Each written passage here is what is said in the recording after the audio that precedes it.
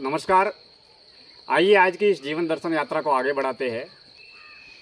विचार ही जीवन है, विचार ही सुख है और विचार ही दुख है। विचार ही सफलता है और विचार ही असफलता है। विचार ही आशा है और विचार ही निराशा है। विचार ही पंच विकार है।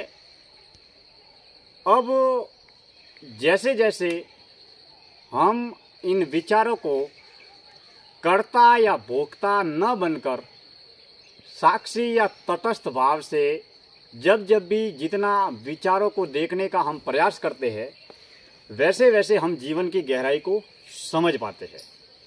जिस व्यक्ति ने विचारों को जितना जाना, पहचाना, समझा, खोजा, विचारों का जन्म कैसे हो रहा है, विचार गति कैसे कर रहा है, एक विचार के जन्म होने के बाद में दूसरा विचार कैसे जन्म ले रहा है।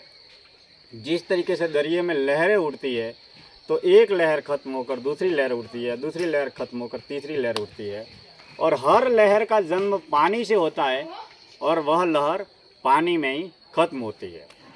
तो जिस तरीके से दरिया में लहरें उठती है और किनारा अप्रभावित होता है, यानी कि दरिया की लहरों से दरिया के किनारे को कोई किसी भी प्रकार का प्रभाव नहीं पड़ता है, ठीक उसी तरीके से हम भी अपने विचारों को जब साक्षी और तटस्थ भाव से देखते हैं तो कर्ता और भोक्ता न बनकर साक्षी रूप में अपनी साधना को आगे बढ़ाते हैं। आज की इस जीवन दर्शन यात्रा में इतनी ही बातें।